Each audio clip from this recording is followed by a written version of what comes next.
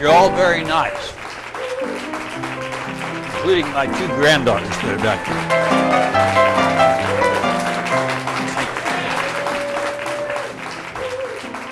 there. Ladies and gentlemen, I wish to present to you a man whose great learning and veneration for the truth and good government is exceeded only by his high moral character and his majestic presence.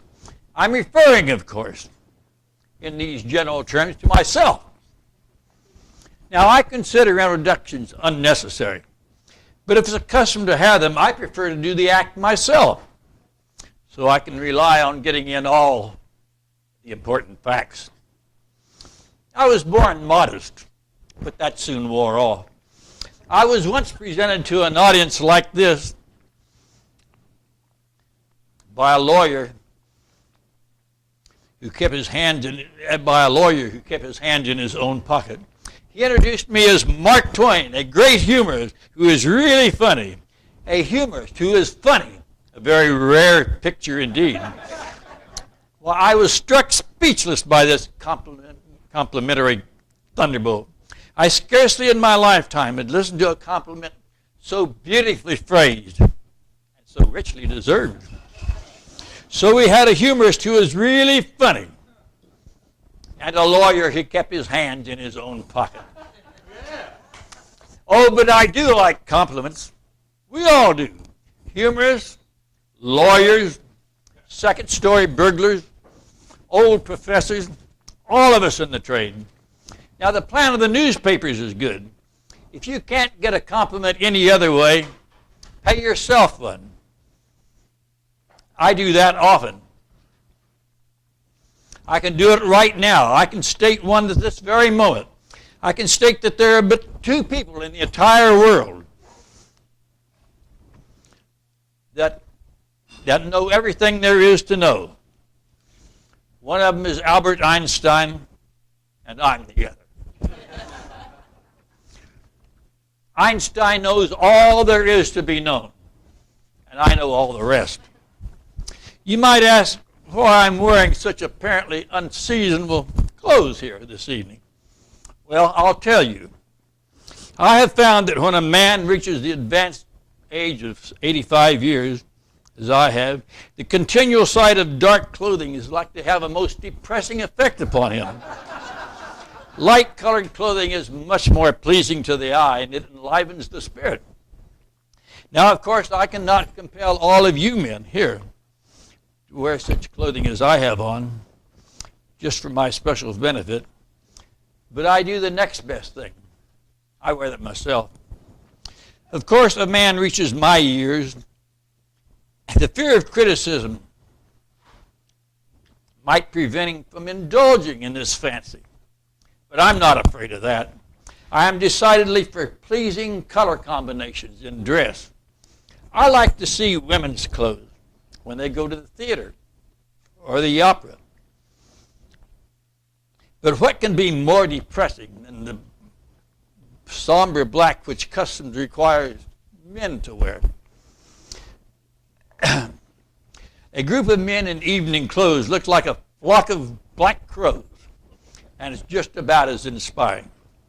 After all, what is the purpose of clothes? Are not clothes intended primarily to preserve dignity and also afford some comfort to the wearer? Now, I know nothing more uncomfortable than the present-day clothes of American men. The finest clothes, I suppose, is a person's own skin. But, of course, society demands a little more than that. Recently, I had a compliment from a little Montana girl, which came to me indirectly. She said she was in a room, and there was a large photograph of me on that wall of the room. And after gazing at it, she said, "We have a picture in our house of John the Baptist, Mister," she said as she addressed me. And she said, "Our picture of John the Baptist has more trimmings than your picture." I suppose she meant the howl around John the Baptist's face. Well, now, ladies and gentlemen, I hope you won't mind if I smoke. I believe there's some commandment against smoking, against this insurrection of dignified nature, of this dignified nature. But I'm working to get those commandments repealed. Mind you, I have no objection to abstinence, so long as it doesn't harm anybody. I practice it myself occasionally. I've made it a rule never to smoke more than one cigar at a time, and never to smoke when asleep, and never to refrain from smoking when awake. Yes. Not that I care for moderation in myself. I do as an example for the youth, and to prove that I'm not a slave to this habit. I can give it up any time, whenever I want to. I've done it 1,000 times. The first time I gave it up, I was a boy of maybe 10 or 12. They told me it would shorten my life by 10 years by smoking. So I got scared one day and I gave it up for 2 or 3 hours. Then finally I decided that life wasn't worth living. And so that was the end of that. And then on another occasion, I gave it up on the advice of my doctor. I had been confined to bed for several days with lumbago. And the doctor said to me, "Look here, Mr. Twain, look here. My remedies don't have a chance of curing your lumbago. Why, you smoke extravagantly, you eat all manner of things that don't agree with you. You drink 2 hot scotches every night, don't you?" "Yes, doctor," I said, "yes, I do. But only as a preventative against the toothache." The doctor said, "Well, that was all right, but we can't make any progress that way." And I replied, "And doctor, I've never had the toothache." "And you got to moderate those things." "I can't do that, doctor." "Why can't you?" he replied. "It's because I lack the willpower. I can cut them off entirely, but I can't moderate them." "Well," he said, "that would be the answer." So I cut off all those slavings for 2 days and 3 nights, and at the end of that time, my lumbago was discouraged, and it left me, and I was a well man again. So I gave thanks, and I took on those delicacies again. Then sometime later, I had occasion to recommend this remedy to an elderly lady friend of mine.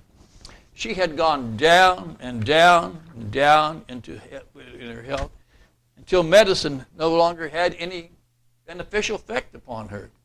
I told her I could cure her in a week.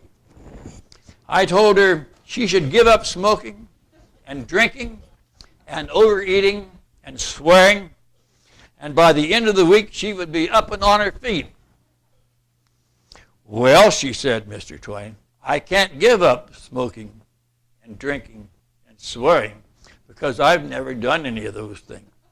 So there it goes, you see.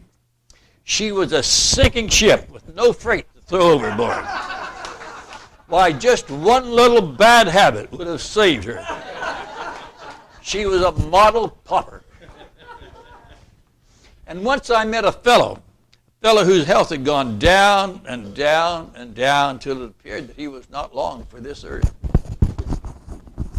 I petitioned him to give up that vile tobacco habit, but he said he had never smoked.